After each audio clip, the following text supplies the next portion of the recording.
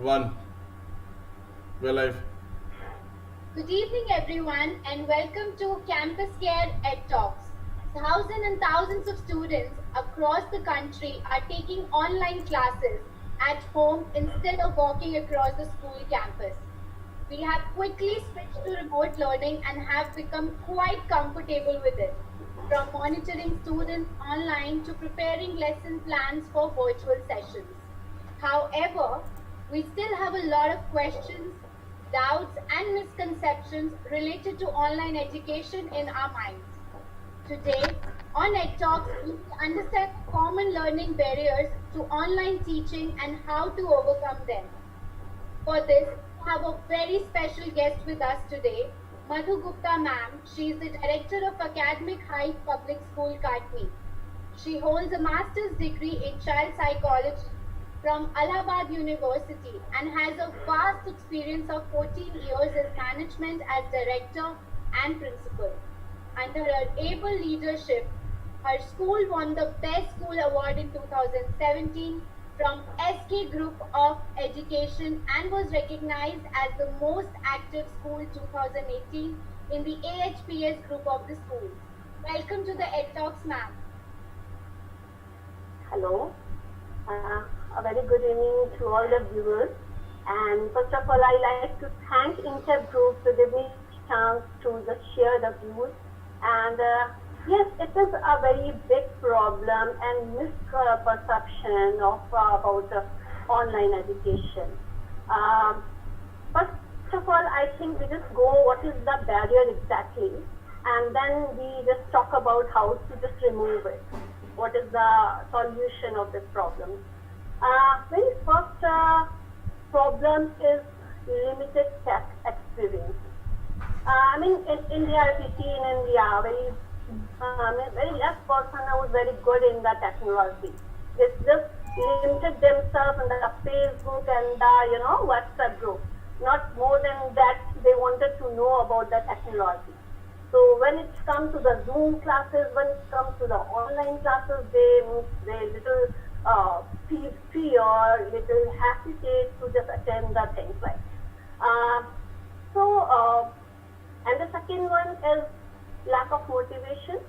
It takes too much hard work in the online classes, not only for the teacher, for the students also. Somewhere I feel they are little, doing that struggle in joining the online classes and all. This is the second barrier, I think. Third is personal experience. Maybe their teachers are not handling them properly and they are little frustrated how to just join the online classes and all. So, and other, you can say, the online learning education is something very new, for everyone's life. Before that, nobody is aware of this online classes and online education. So this is something new concept, and that is why I people little worried about and feeling, little hesitated in it. Yes, ma'am. So, ma'am, how can we make the online lessons interesting and exciting for there are kids 3 to 8 year old, since they have a very short attention span. Yes.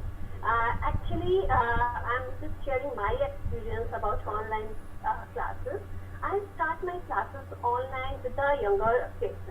I started with the 7 to 9 classes first, and they are little excited, and this is something new experience for them, and they enjoy their classes.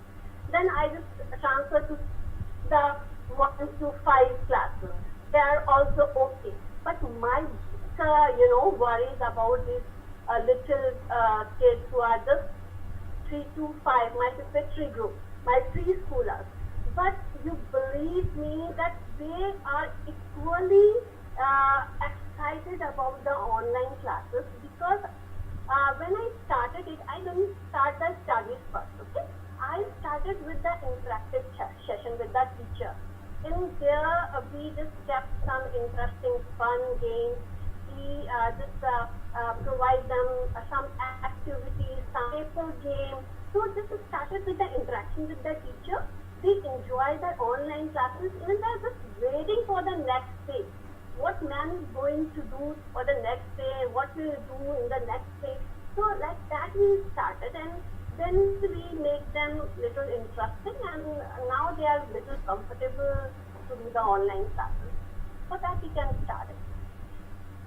Ma'am, like I also have I have a cousin who's I think 10 years old. He also has this attention, really short attention span thing. So how can we can make him more interested to studies and everything? What sort of See, if we yes. See, we should not follow the study all the time. We have to get some interesting session, some interesting game for them. Like we can arrange some puzzle game. We can, if we are giving some topics like if I give you some examples, if we are going to give them the session of plants, how to grow a plant, okay? Then we give them, we just ask them to bring little, seeds and a pot and a mug, and then like in the regular school we also did the same, no? So we can do that in the same way and make the things little interesting and just learning by doing. So I think that this is the way to make them little, I mean to say that let them engage in that thing. Don't just give in the studies in the lecture form. Let it be the engaging section. This is the way you can increase the interest in the studies. okay, definitely, Yes, ma'am. So, ma'am, as you know, students are having these virtual classes and online Zoom sessions and everything. They're missing their friends and they cannot wait to return to the school. So, how can we, as a parents, we can make them feel better? Mm-hmm. Yes, ma'am. In this question, I must say that the school should be kept some games for them. Like you can let them play the Damsharas. This is a one very interesting game, and they are really enjoyed in it. Some interacting session, let them free for a moment and let them chat with each other. This can be managed in these online classes sometimes, ma'am. Okay. So, ma'am, as we move forward, that schools are closed, parents are worried about the lack of physical activity of their children, and this is one of the reasons that students want to return to school. So, how can and also how can we solve this problem that there are no sports, no physical education classes nowadays?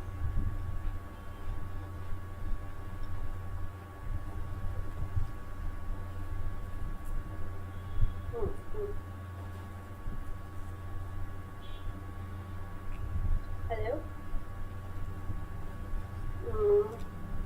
When we yes, ma'am. When we feel, first of all, we have to just we have to think like that. It is not an online class. It's just a class. It is not in a school. It is at home only. We have to follow the same schedule that we follow in our school. In building. Okay, we can manage, we can plan, we have to see camp, and we can play some jump game, some hopping game, some catch the ball game. So this is a wonderful, idea, and school can adopt it and just release the boredom of young ones. Yes, ma'am. And ma'am, majority of schools today are facing a significant financial crunch, and parents are reluctant to pay the fees as they feel like online classes are not worth paying. So, what's your take on that?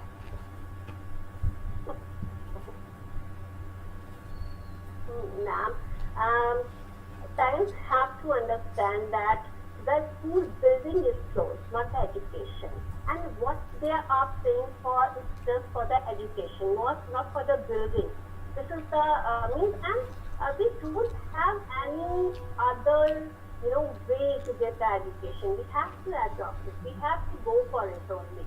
If we have any resources, we can definitely going to adapt it. But nowadays, in this scenario, you don't have any way to get the education, and we are the educationists. We are just doing our job. We are not Nimisha, one thing I just feel and feel very bad that nowadays in this lockdown and this pandemic, the school is like, I don't know, parents are just make the school culprit, you know. I don't know why they're feeling like that, why they're thinking like that. We are the same, we are not changed. We are giving the education. Yes, before the pandemic, we are giving the education in the school building, and now we are giving in the online classes. So why this is so different? I don't know, ma'am. Yes. Ma'am, I agree. So, ma'am, as we move forward, how can educators develop a sense of community among students in an online classroom? And uh, how can we build a community that this is how we educate, so that online classroom, and also how can we make parents understand? Communication, I think, to communicate with the parents, that's a webinar with the parents, just let them understand what we are giving them, and this is only the last resource of education. After all, learning should not be stopped. This is only the way, and communication is only the way to just understand people that this is not bad thing to just join the online classes or not. So, ma'am, as we're talking about, online classes, Zoom classes for everyone, and so there is an increased screen time, and there are cases increasing for cyberbullying day by day. So, how can we ensure a child's safety while using all these digital devices, like we're using the laptop, we're using the mobile phone, we're using the tabs and everything? So, how can we make sure that the child, nobody is cyberbullying and everything? See, ma'am, you in your question there's a two things. No, first of all, how to short the screen time.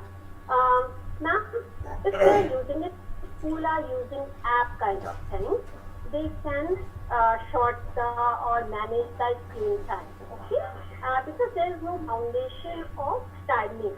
It's a flexible. So when parents are free, they can join it with their kids and manage the things, and let them understand what is there in the app today. Okay. Yeah, Zoom classes have some limitation of timing, and you have to be in front of the screen. But if the school are using apps, then there is no harm in it. Okay. And second thing about the bullying, ma'am, whether it is strictly banned. Okay, and yes, and if it is there, then parents and teacher should be with their child. They should be communicate with their child, and they have to develop the faith, develop a belief that okay, I'm always there. You always welcome. If you want to share something like that, you're always. You are free to talk with me, and they have to maintain some relationship with their kids, so they can share and they can handle the things. And we have to train our child how to deal with this kind of problem. This is the best thing. And like other trainings, like other things, you train your child, similarly you have to train your child in this particular topic. So, ma'am, as we're talking about this, online classes and Zoom classes and cyberbullying and everything, do you think that e-learning can replace the traditional teaching and brick and mortar schools in the post-COVID area? Yes, ma'am, of course they can do. And I think they have to take some initials about it, and they have to do something, because I don't know how long it is going on. Means how long the pandemic session is going on, when vaccination are introduced to the society, when everybody gets this. So I think they have to do something about it. Yes. I agree, ma'am. So, ma'am, as we're moving to our last question, so do you have any books or activities or shows that you would like to recommend kids? Yes, there are so many shows are there, like Odd Square, if you heard about it. It is in this particular show, ma'am, the kids are solve the problem with the mathematical, things, mathematical materials, mathematical skills. It's a very good show. The students should be go with it. And second is Ask for the Story Board. It's very good one. And the second one is Android Ma'am. It's very good, and in it it's between two girls, and they are the science genius. So these kind of show it should be make it in a routine. So, ma'am, any last advice that you would like to give to all the students, teachers, and parents, to not to take so much of stress?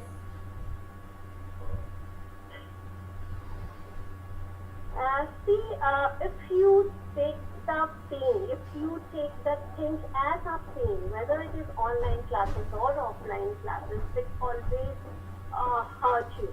But whatever in front of you, just enjoy it. Just don't just think about, go on, just pick up the good things within and go for it. This is the best way you can just move ahead. Okay. So, as we are ending the session, thank you so much, ma'am, for joining to the EdTalks today and giving us your valuable and precious time. And thank you so much, everyone else, to join as well. Thank you, ma'am. And thank you so much, ma'am. And then Thank you so much. take care and stay home and stay safe. Bye bye, ma'am. Same to you, my dear. Bye. Nice talking to you.